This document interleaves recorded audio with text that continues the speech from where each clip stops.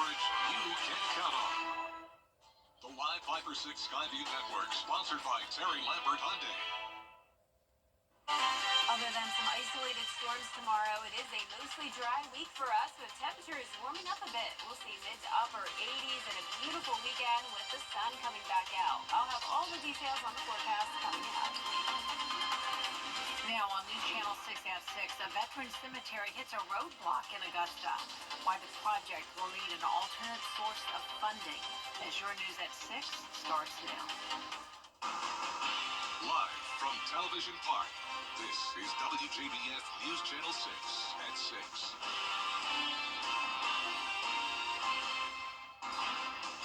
Good evening, everyone. I'm Jenny Montgomery. Thanks for joining us. Brad's off tonight.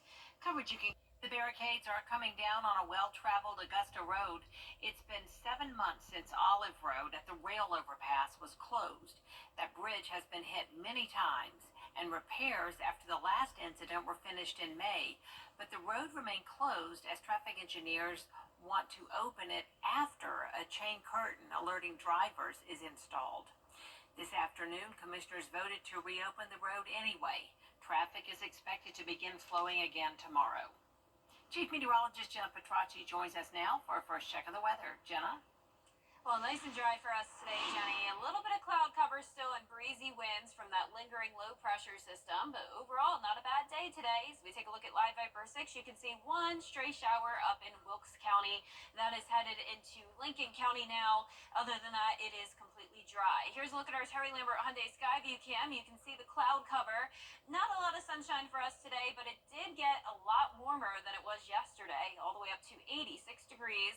Low this morning was on the chillier side, though, at only 60. As for the temperatures right now, we are sitting anywhere from the upper 70s through mid-80s. So we had a big variety of temperatures today. Cooler in the north, places like Thompson at 78, McCormick at 78 as well, 83 in Augusta, 85 in Millen, Wrightsville. So the further south you go, that's where we're seeing the mid-80s, but 77 in Saluda, Aiken at 80, and 82 in Waynesboro. No matter where you are, though, it is much warmer than it was 24 hours ago.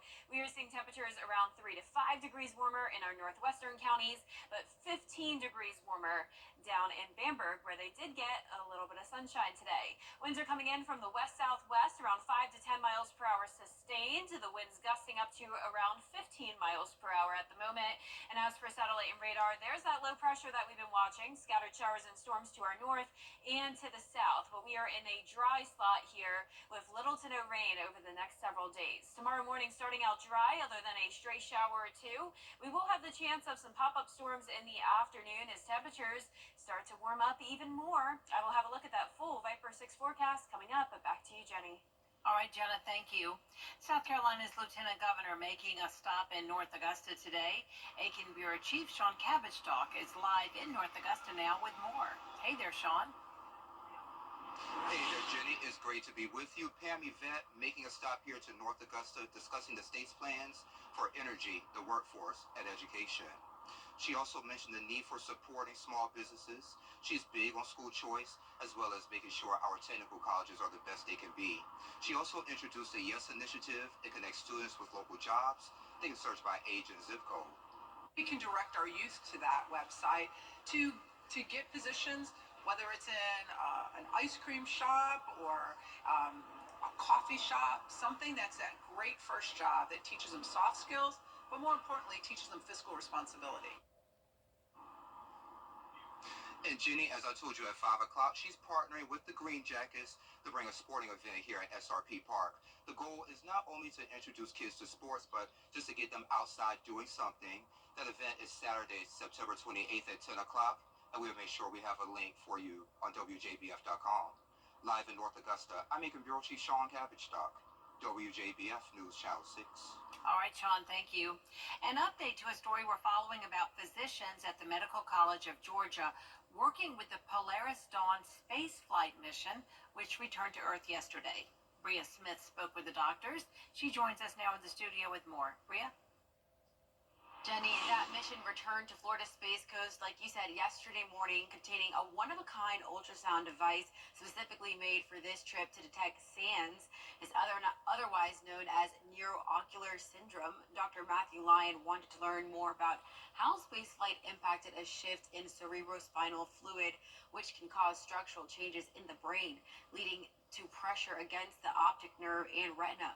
Dr. Lyon says some of the key questions in researchers' hypothesis have come back answered. We had three things we were trying to accomplish. One is to prove that you could do this kind of ultrasound in space. That was done. So we know that we collected data.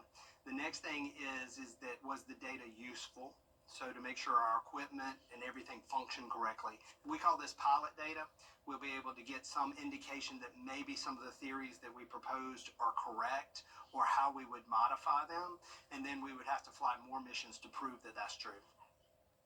Dr. Lyon does say it will take quite a few months to gather all the data from the ultrasound device on this mission before they can prove this to be a dependable detector for SANS. Jenny?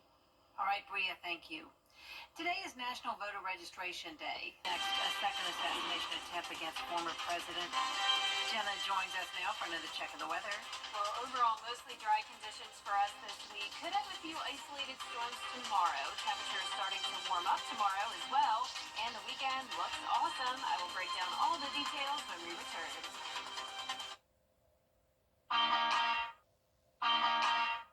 Customer Appreciation Month is in full swing at Interiors Market. We are currently celebrating with a different discount each week. To celebrate all of our wonderful customers, we are offering an additional 10 to 25% off on all of our sale prices. No matter your style or your budget, we've got you covered. Never been a better time to find exactly what you want. Come to Interiors Market today, across the street from Weinberger's Furniture. CS Independent and dedicated to delivering a quality home at an affordable price. Check our website. Better yet, come visit Oasis Homes at 1939 Gordon Highway, Augusta, Georgia. Sundays. It's the new season of Collector's Call on MeTV. We're taking it to the next level with more memorable collections. Sundays at 6:30 on MeTV, WJBF 6.2. You can't always choose the weather, but you can choose your weather app. Go with the most accurate and most trusted, the Live 536 mobile app. Download it today.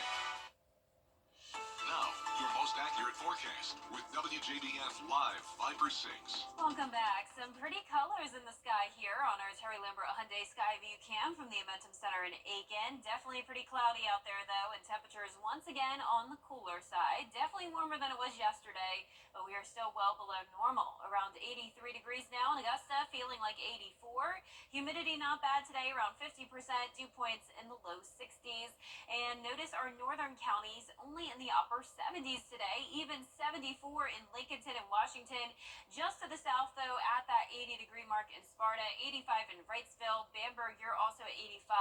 And right in the middle there in Aiken at 80 degrees. So on satellite radar, you can see the cloud cover. And we've had some spotty showers here in Wilkes, Lincoln, and McCormick counties today.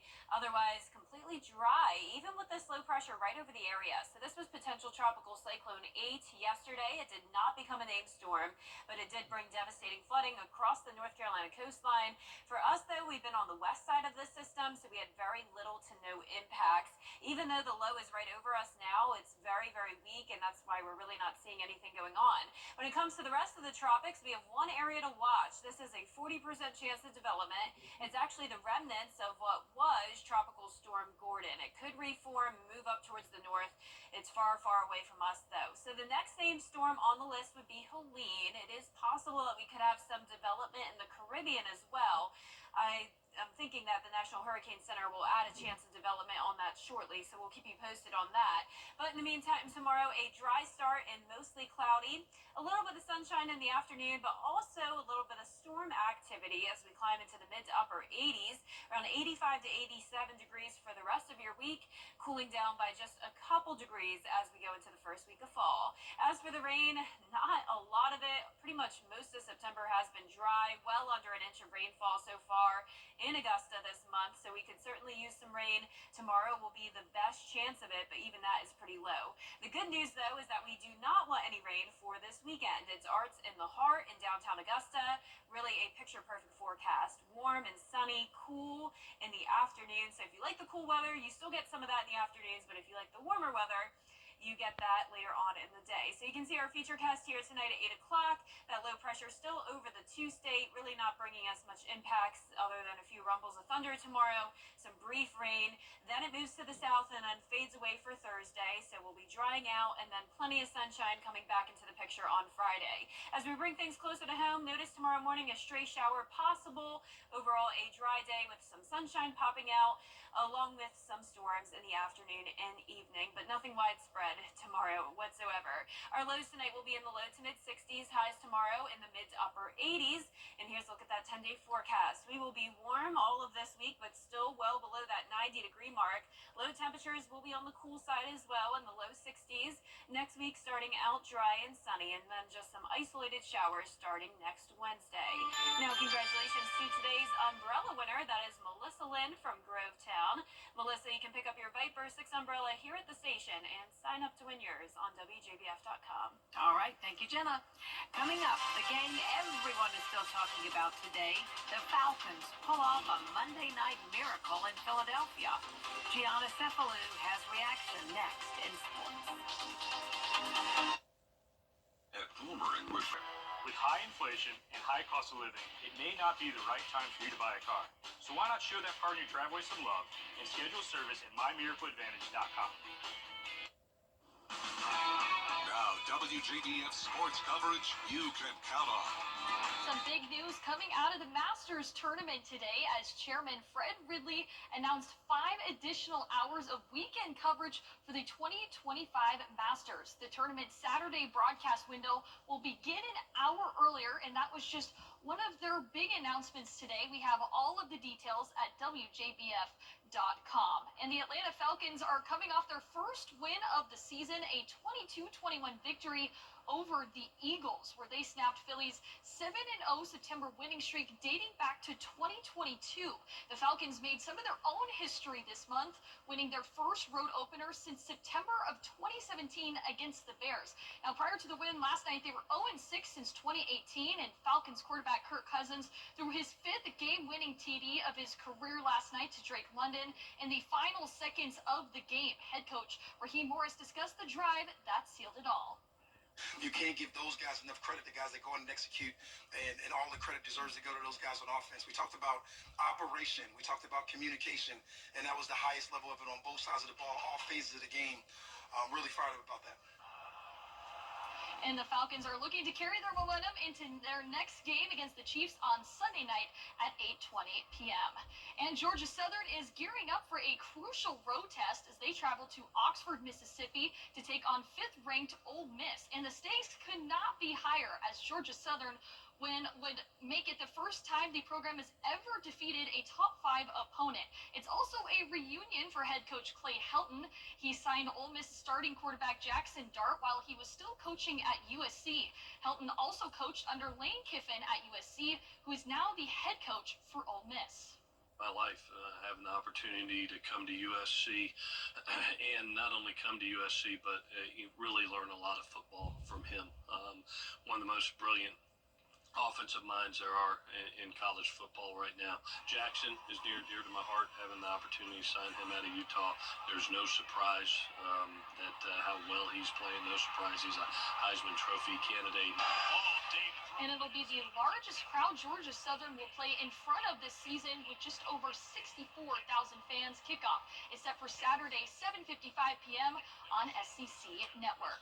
And our Football Friday Night Player of the Week poll is now live at WJBF.com. This week's nominees come from South Aiken, West Side, Westminster, and Batesburg-Leesville. You can vote once per day until Friday night, and we will announce the winner on Football Friday Night. All right, Gianna, thank you so much, and we will be right back. September 16th and 17th, we're hosting an exclusive 2-day trunk shift in men's clothing. Well, Burger King has revealed its 3 finalists for its $1 Million Whopper contest. The Fried Pickle Ranch Whopper features pickle ranch and fried pickles. The Maple Bourbon Barbecue Whopper features maple bourbon barbecue sauce, crispy onions, and jalapenos. And finally, the Mexican street corn whopper. Oh, you can just imagine this one. Street corn spread, Southwest seasoned tortilla crisps, and Mexican spicy queso. Fans will vote on their favorite online. The winner will get a spot on the menu. Right here at supper time, putting all those options in front of you. I knew you were going to love the street corn one. Yeah, the street corn sounds great. They all sound great. Well, we have a slight chance of rain tomorrow. Otherwise, a sunny end to the weekend, warming up a bit. That is our report for now, everybody. Thank you so much for joining us. News Channel 6 continues at 7 o'clock. And then we'll see you again for News Channel 6 Adolescents.